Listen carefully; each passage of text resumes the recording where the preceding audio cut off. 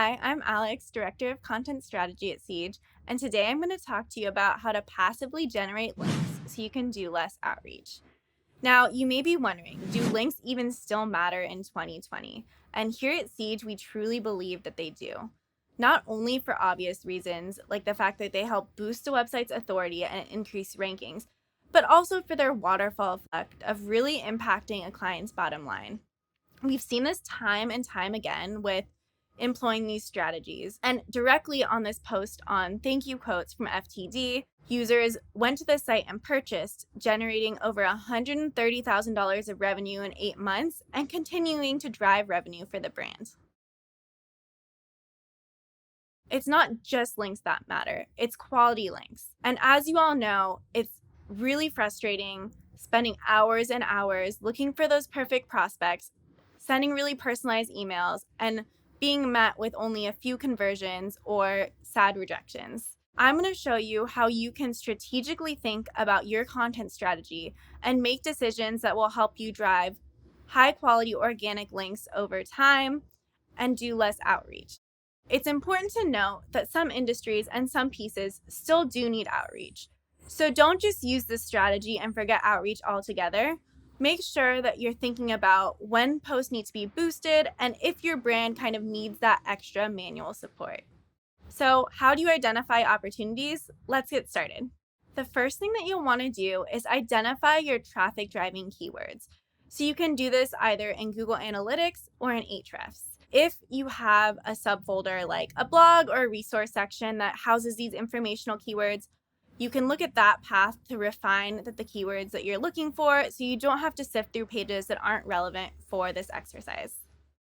Once you've identified these top traffic driving informational keywords, you'll use them to help you find your SERP competitors. Now, you want to make sure that you're taking into consideration SERP competitors and business competitors. SERP competitors are what I would define as brands that may not offer the same products or services as you, but still create content that drives a similar audience. So you can take those keywords that you've identified in step one and look at who else is ranking for them on the SERP. This can help you find your SERP competitors. Using CleverTap as an example, we found that one of their top traffic driving informational posts is cohort analysis. Looking at the SERP, we'll see that Stitch and AppQues are both also ranking for this term. So, moving on to step 3, we'll want to analyze the informational keywords that are driving the most links to these SERP competitors. Taking AppQues as an example, you can put that into Ahrefs and look at the top pages. Export those top pages into Excel or Google Sheets, and then sort by most linking root domains to least linking root domains, and these will give you keywords that are driving links. One thing to make sure to note is that low search volume doesn't mean no organic link potential. So you might see a keyword and see that it has links, but decide it won't drive as much traffic, so you don't want to go after it. By looking at this export of AppQues, you can see that launch messages drive some of the most links to their site, even though it only has a search volume of 250. So the next thing we want to think about are these links even organic? How are they being generated? There's a couple tests that you can do if you're not sure. One is to take this post on launch messages, put it into Ahrefs, and look at the link velocity. You can see that there's a steady increase over time, which shows that these are likely organic pickups over time and they're increasing month over month.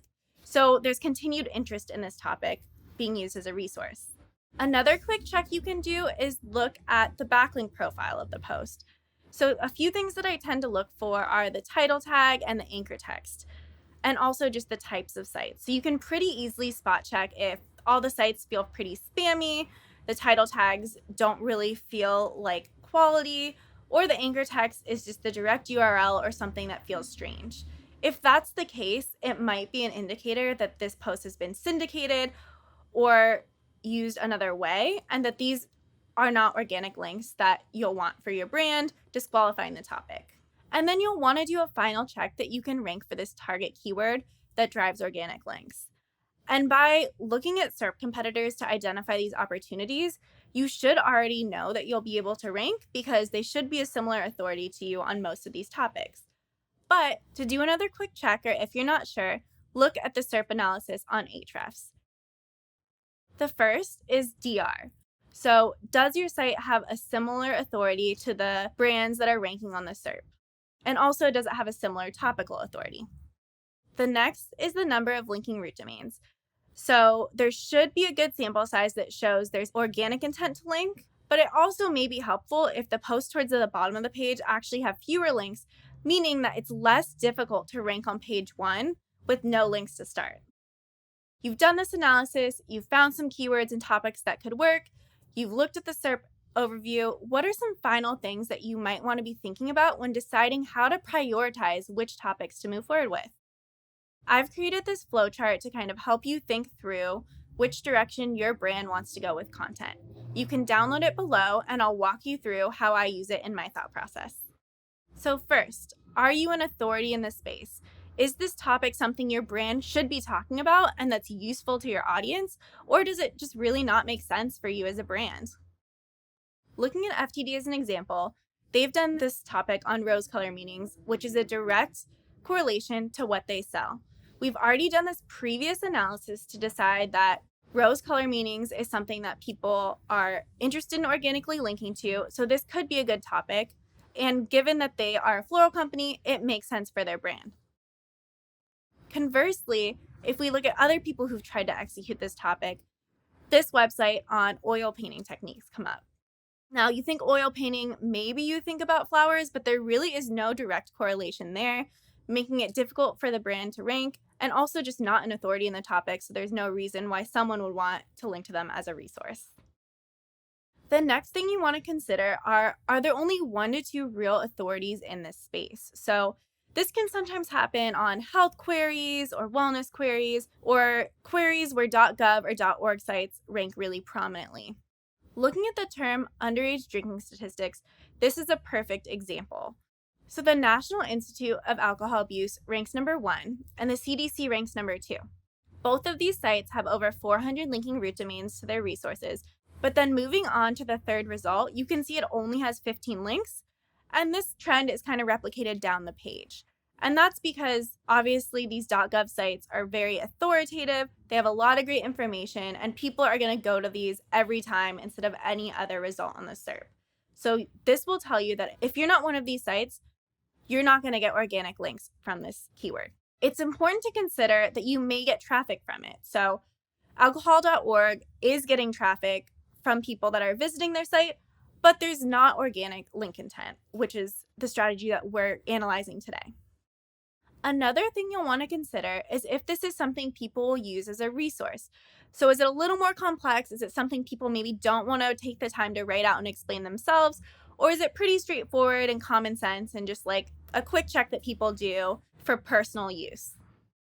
Looking at the SERP for how to write a cover letter, you'll see that the top results have over 100 links per post. They show intent to be used as a resource. You can dig deeper if you're not sure, again, by putting one of those top results into Ahrefs and seeing how people are linking to them. So looking at Harvard Business Review as an example, you can see that people link to them on resource pages when talking about how to get a job. So there's a bunch of different ways this is being used as a resource on slightly different topics. Comparatively, if you look at another how-to term, how to address a letter, you'll see that the query is already answered in the image pack, and it's something that is kind of common sense. Like people don't really need to cite this as a resource if they're talking about it in their article. This is further supported by the fact that the top 2 posts only have 12 and 13 links to them respectively, showing that there's not organic link intent. So we've gone through these initial steps and we've determined that there is organic search intent. It does make sense for your brand, but we also want to make sure that these links will be valuable to you. You can check the types of sites that are linking to your query by putting one of the top results into Ahrefs, looking at the backlinks, and sorting by domain rating. Taking cybersecurity statistics as an example, you can see that a lot of high-tier sites link. In this Varonis post, TechRadar, Forbes, and VentureBeat all link back to this as a source, proving that high-quality sites are linking to this topic. And then the last thing you'll want to consider is this topic evergreen? Now, it doesn't have to be evergreen to be worth pursuing for your brand, but this is just something you should analyze based on your seasonality and your audience's buying behaviors. For example, if you're a gifting brand that has peak holiday seasons, it definitely makes sense to go after seasonal content. This example of Mother's Day quotes by Shutterfly shows just this. It's a post that has driven over 150 links to the site, and this link equity is funneled to priority sales pages like Mother's Day gifts, helping to boost this as well. If the topic is a trend and kind of just like buzzworthy in the news right now or has been buzzworthy in the past, this is something where you'll want to be more careful. So an example of this is the term normcore, which is kind of an anti-fashion movement that started in 2015. You'll see that it still has 50,000 searches per month. So you might think you're a fashion brand, people are still interested, I should go after this term. But if you look at the link velocity of the top post, you'll see that it's flat. So these authorities in the space, like Dazed, talked about it when it was new. They got a lot of links in a short time frame, and then the link velocity was flat and they haven't generated organic links since. So again, if you're an authority and can generate those links when the topic is buzzworthy and trending, maybe worth considering, but this is not something that'll continue to garner value over time. And finally, if the topic is evergreen, you've done the rest of these checks, then it's probably a good topic to move forward with. If you're still not sure to get started or need additional ideas, there are a handful of types of keywords that tend to generate organic links. Here's a list of some of my favorites, which include what is, quotes, how to, types of, and I'll be going through a few successful examples to kind of show you how we've adopted this technique and created content that's driven value and organic links. So the first type of post is definitions. And you may think definitions are answered in the quick answer, there's 0-click searches. And while they may have a lower click volume to search volume ratio, this is the perfect example of something that maybe is a little bit more complex, people don't want to write about themselves, but is used as a quick reference. An example of this is what is a proxy server. So when analyzing a definitional SERP, a few things to keep in mind are how others are explaining this term. And a lot of the times we tend to see thin content, bad design, bad UX, and just not really digestible information. And these are the perfect SERPs to go after because we typically are confident we can create something better and therefore drive more organic links. So looking at the results for what is a proxy server, you'll see that there's content that's kind of poorly designed. You'll see that there's thin content. Another great way to generate organic links is through data roundups. And this is typically compiling third-party data into a really built-out guide or informational posts. There are a variety of ways that you can display this data. Sometimes it's really quick and easy to create a post, whereas other times you might really have to put more resources behind it for a variety of reasons. So when can you keep it simple? When can you kind of just compile this data, create essentially a listicle, and drive value for your clients? When analyzing the SERP, if you're an authority in the space and there's really not high quality posts, you usually can just create a listicle, rank, and drive traffic. This example on millennial spending habits did just that. So it has 300 searches per month. Again, one of those lower search volume opportunities, but it's generated over 190 links over time with no outreach. One reason for that is how people are covering it. So if you think millennial spending habits, you immediately might think finance. But if you think about how people are covering this topic, they can take this data from all angles. Looking at who's linked to this post, you can see it's been covered from a marketing angle by Adespresso. It's been covered kind of from a restaurant news angle and a variety of other industries just talking about how millennials are spending their money. And this specifically worked because the brand had a comparable DA to the sites that were ranking. They also had a comparable topical authority. There was some results on the first page with no links, indicating that they didn't need additional links to already rank on page 1. And the results showed clear intent to link organically. But other times, it'll be really important to go big to drive value for these types of terms, especially if it's clear that you might need some links to rank on the first page. This is a case where you'll probably want to start by doing outreach to the topic to get the ball rolling on links, get the topic to page 1, and then have it generate organic links over time. An example of this is the term customer service statistics. So when we were analyzing this SERP, we saw that a lot of relatively high DA sites were ranking, and also that there were really impressive content formats ranking. So looking at this example from Help Scout, it has a wide variety of statistics, it's interactive, it has tweet widgets, and so it's really user-friendly and something that stands out above the rest. So to be that competition on the SERP that someone will want to link to instead of this, we knew we both had to one-up it and to do outreach on it to boost our post to rank on page 1. After we did this analysis, we created this post on customer service statistics for Nextiva, which is interactive, has tweet and copy widgets, and has more up-to-date information. We then supplemented it with an infographic, pitched it, used those links to help it get on page 1. From there, organic links came in as people landed on this page and saw that it was a great user experience and helpful information. Now this post has almost 400 links and is continuing to generate them over time. So in summary, you may want to go big with your content when you're a less authoritative brand, when you need to actively generate links to boost the post, and when you're competing with other impressive results. There are other ways you can potentially generate links for this content as well. Say, maybe you're a smaller brand, maybe you won't be able to rank for this term right away. You might want to try PPC to get it on the top of the SERP and just get it in front of people early on. We tested this with this home burglary statistics post where we bid on burglary statistics and other similar terms for about 2 months. We spent about $250 and in the course of that 2 months, saw 4 links back to this post. Now, obviously we can't attribute the direct correlation between the two, but we weren't doing any other efforts to generate links, so we believe that this really did impact link acquisition for this post, resulting in a cost per link of about $62. And for these data roundups, it's really, really important to keep them fresh. So to continue to generate organic links and continue to rank, you want to make sure to update these at least once a year, if not sooner, depending on the SERP. And then the final type of post I'm going to go over is data posts. So these can be surveys, these can use internal data. One interesting thing about this content format is often there's not a lot of search volume behind them, but if you identify the correct topics, it's something that journalists are interested in and you'll generate high tier coverage from. So how do you know what journalists are interested in?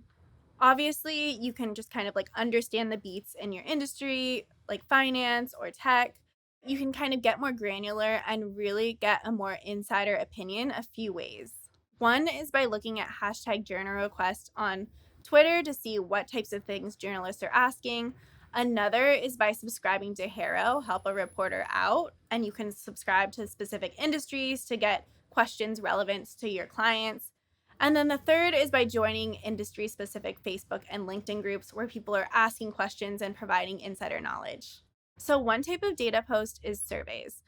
And in this example on Americans investing in the stock market, we identified that obviously finance, stocks, investing is a really popular beat amongst journalists. Now, this has no search volume attached to it and it has less than 10 visitors per month. But this is the type of information that journalists are searching for. And so the traffic to this post are typically people looking to use it in their articles to support their point. Because of this, this article has generated over 40 organic links from a variety of different publications. You can also leverage internal data to create these kind of data studies that are link-worthy. This is especially useful if you have proprietary data that allows you to take an angle or provide information that no one else can. Apartment List does a great job of this on their rent reports, which are updated every month. They found a way to scale their internal database so that they're the go-to source for anyone talking about rent and pricing changes. You can see that they have over 1,400 links to this page and are continuing to be covered by local news, national news, and a variety of different publications as the go-to source for rent pricing. And you may be wondering, what if you're a small business? What if you just don't have as much authority as some of these other brands to automatically rank and drive organic links? There's a few things you might want to consider. One is to make sure you're identifying those low competition opportunities. These may be lower volume, but like we've already discussed, there's still passive link opportunity. Another is to consider using active outreach in tandem, using those links that you're generating to boost your post to page 1, and then allowing organic links to come in from there. Caroline, our director of marketing, actually just did a study on some of our most successful pieces, and after analyzing hundreds of posts, found that this sweet spot between search-driven posts, posts with passive link opportunity, and posts with some outreach opportunity are able to drive this extended value over time and lower the effective cost per link. So summarizing the main things we talked about, 1, you don't always actively need to do outreach, but sometimes it can help boost posts. So make sure to analyze it on a case-by-case basis. 2, know your SERP competitors and make sure you're not just looking at your direct business competitors. 3, consider the quality and the longevity of links. Make sure you're targeting topics that will garner higher DA or mid DA links and also continue to generate organic links over time, not just topics that have a flat link profile or are only generating spammy links. 4th, low search volume doesn't mean low organic link opportunity. Again, low link opportunity still might be a topic that drives traffic for your brand, so analyze both of these sides. 5th, make sure to use different strategies to try to generate links, including PPC.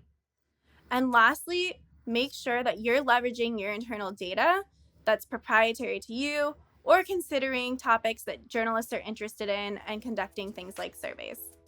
I hope this was helpful. If you liked it, give us a thumbs up, subscribe, and let me know what you think in the comments.